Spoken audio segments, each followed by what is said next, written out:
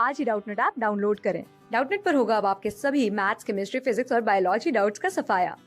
बस अपने क्वेश्चन की फोटो खींचो, उसे क्रॉप करो और तुरंत वीडियो सोल्यूशन पाओ। Download now. हेलो फ्रेंड्स, इस क्वेश्चन में हमसे पूछ रहा है in stationary wave pressure variation is maximum eight.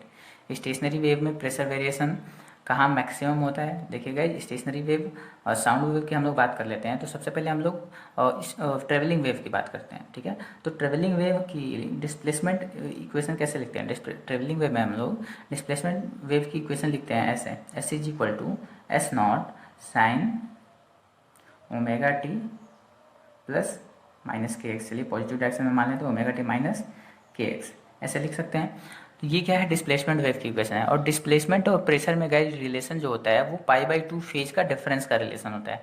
मतलब कि अगर ये डिस्प्लेसमेंट ऐसे है तो प्रेशर वेव ऐसे होगी: delta p is equal to delta p naught sine omega t minus k x plus π/2, ठीक है। ये प्रेशर और डिस्प्लेसमेंट वेव में रिलेशन होता है कि प्रेशर वेव डिस्प्लेसमेंट से हमेशा π/2 आगे चलती है। यानी इसको ऐसे लिख सकते हैं: delta p is equal to delta p naught cos omega t minus k x. ये देखिए, ये अभी मैंने क्या बताया है? सिर्फ अभी मैंने बताया है इसमें ट्रेवलिंग वेव। अब जब इससे स्टैंडिंग वेव की इक्वेशन बनेगी गाइस, इससे स्टैंडिंग वेव की इक्वेशन बनेगी तो उसमें भी, क्योंकि स्टैंडिंग वेव क्या होता है? स्टैंडिंग वेव जो होता है वो दो अपोजिट डायरेक्शन में अगर कोई वेव ट्रेवल करती है, ये देखिए, ये वेव अगर इधर जा रही है, ये वेव अगर इधर आ रही है, तो दो अपोजिट डायरेक्शन में सेम एम्पलीट्यूड की वेव जब एक दूसरे के साथ सुपरपोज करती है सेम स्पीड से चलती हुई, तो क्या बनता है? स्टैंडिंग वेव बनता है। तो इन दोनों के स्टैंडिंग वेव से जो इन दोनों ट्रेवलिंग वेव के सुपरपोजिशन से जो स्टैंडिंग वेव बनेगा उनमें भी π/2 का फेज डिफरेंस होगा, ठीक है। उनमें भी π/2 का फेज डिफरेंस होगा। मतलब कैसे होगा? अगर मैं डिस्प्लेसमेंट को ऐसे शो करूँ, देखिए डिस्प्लेसमेंट को मैं शो किया ऐसे ऐसे,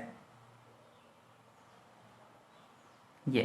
तो प्रेशर को कैसे शो करूंगा? प्रेशर में फेज डिफरेंस जो होगा वो π/2 का, यानी ऐसे। देखिए, क्योंकि ये साइनोसॉइडल वेव है, मैंने इसको साइन के फंक्शन में बनाया है, तो ये कॉस, ये मैंने कॉस वाला था तो ये मैंने इसको ऐसे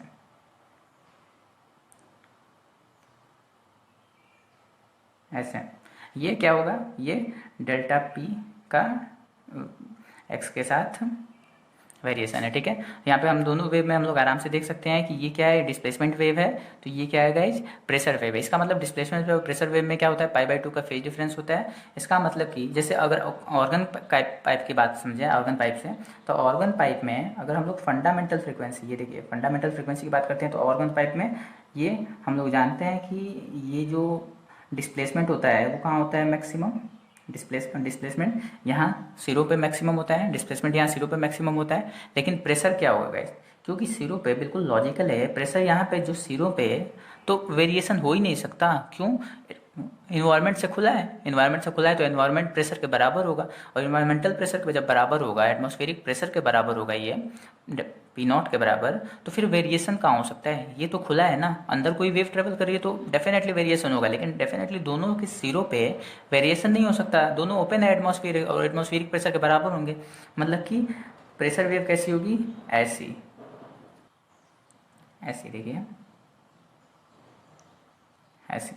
देखिए इन दोनों साफ हम लोग को दिख रहा है। अगर मैं यहाँ पे दो दो पार्ट लूँ, तो अगर मैं दो पार्ट लूँ कोई भी, तो देखिए ये वेव जब ऐसी है डिस्प्लेसमेंट वेव, एक लूप पूरा, तो ये दो अलग अलग आधे आधे लूप है। और अगर ये पूरा अगर एक लूप मैं लूँ इसका, ये देखिए यही वाला मैंने पोर्शन यहाँ पे, ये देखिए ये क्या है?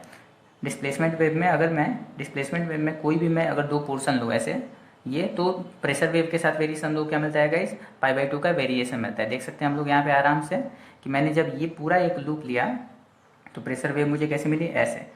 और जब मैंने डिस्प्लेसमेंट वेव, यहाँ पे मैं यहाँ से बता सकता हूँ, दूसरे पेन से बता रहा हूँ, देखिए ये